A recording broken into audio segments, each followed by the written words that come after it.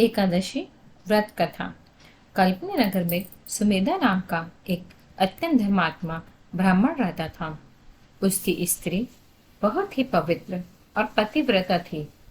किसी पिछले जन्म के पाप के कारण वह दंपति अत्यंत ही दरिद्रता का जीवन व्यतीत कर रहे थे। ब्राह्मण को भिक्षा मांगने पर भी भिक्षा नहीं मिलती थी। उस ब्राह्मण की पत्नी वस्त्रों से रहित होते हुए भी अपने पति की सेवा करती थी तथा अतिथि को अन्न देकर स्वयं भूखी रह जाती थी और पति से किसी भी वस्तु की कभी मांग नहीं करती थी। दोनों पति पत्नी घोर निर्धनता का जीवन व्यतीत कर रहे थे। एक दिन ब्राह्मण अपनी स्त्री से बोला, हे प्रिय, जब मैं धनवानों से धन की याचना करता हूँ तो वो मुझे मना कर देते हैं। गृहस्थी धन के बिना नहीं चलती, इसलिए यदि तुम्हारी सहमति हो तो मैं परदेश जाकर कुछ काम करूं, क्योंकि विद्वानों से कर्म की प्रशंसा की है। ब्राह्मण की पत्नी ने विनीत भाव से कहा, हे स्वामी, मैं आपकी दासी हूँ। पति अच्छा हो या बुरा, जो भी कहे पत्नी को वही करना चाहिए। मनुष्य को पूर्व जन्म में किए कर्मों का फल मिलता है। सुमेरु पर्वत पर रहते हुए भी मनुष्य को बिना भाग्य के स्वर्ण नहीं मिलता। पूर्व जन्म में जो मनुष्य विद्या और भूमि का दान करते हैं, उन्हें अगले जन्म में विद्या और भूमि की प्राप्ति होती है। ईश्वर ने भाग्य में जो कुछ लिखा है उसे टाला नहीं जा सकता। यदि कोई मनुष्य दान नहीं करता तो प्रभु उसे केवल अन्न ही देते हैं। इसलिए आपको इसी स्थान पर रहना चाहिए, क्योंकि मैं आपका बिछोह नहीं सह सकती।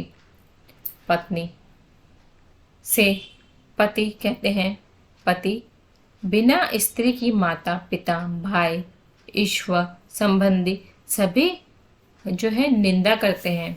इसलिए हे स्वामी, कृपया आप कहीं ना जाएं।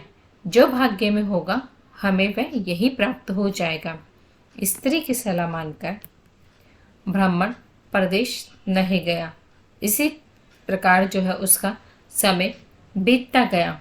इस प्रकार जो है कौन्य ऋषि वहां आए। ऋषि को देखकर ब्राह्मण सुमेधा और उनकी स्त्री ने उन्हें प्रणाम किया और बोले, आज हम धन्य हुए, आपके दर्शन से हमारा जीवन सफल हुआ। ऋषि बोले कि उन्होंने आसन और भोजन किया।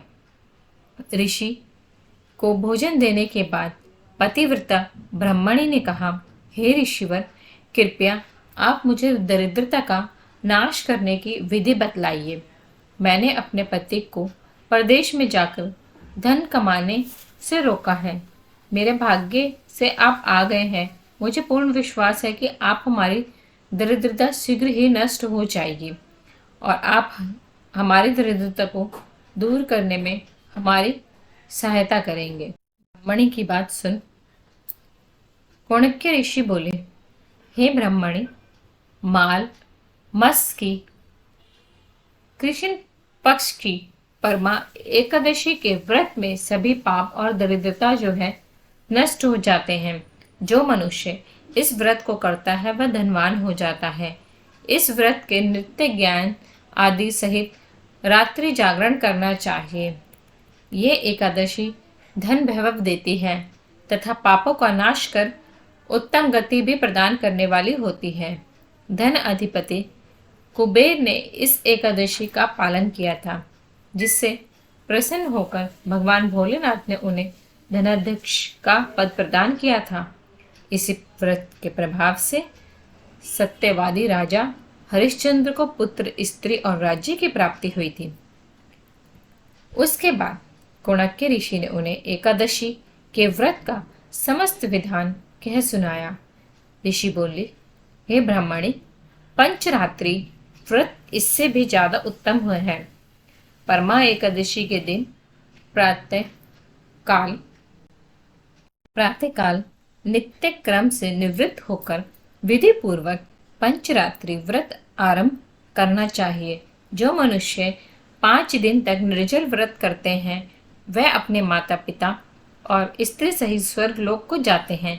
जो मनुष्य 5 दिन तक संध्या को भोजन करते हैं वे स्वर्ग को जाते हैं।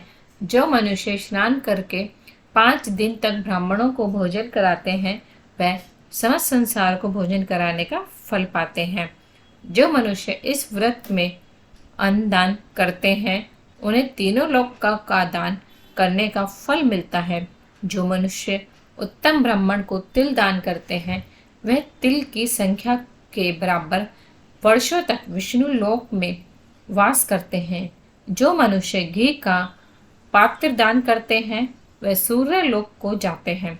जो मनुष्य 5 दिन तक ब्रह्मचार्य पूर्वक रहते हैं वे देवगणों के साथ स्वर्ग को जाते हैं। हे ब्राह्मणी, तुम अपने पति के साथ इस व्रत को धारण करो, इससे तुम्हें अवश्य ही सिद्धि और अंत में स्वर्ग की प्राप्ति होगी। कुर्ण के ऋषि ने के वचनानुसार ब्राह्मण और उसकी पत्नी ने परमा एकादशी का 5 दिन तक व्रत किया। व्रत पूर्ण होने पर ब्राह्मण की स्त्री ने एक राजकुमार को अपने यहाँ आते देखा। राजकुमार ने ब्रह्मा जी की प्रेरणा से एक उत्तम घर जो कि सब वस्तुओं से परिपूर्ण था उन्हें रहने के लिए दिया। उसके बाद राजकुमार ने आजीविका के लिए एक गांव दिया। इस प्रकार ब्राह्मण और इसकी स्त्री की गरीबी दूर हो गई और पृथ्वी पर काफी वर्षों तक सुख भोगने के पश्चात वे पति पत्नी श्री विष्णु जी के उत्तम लोक को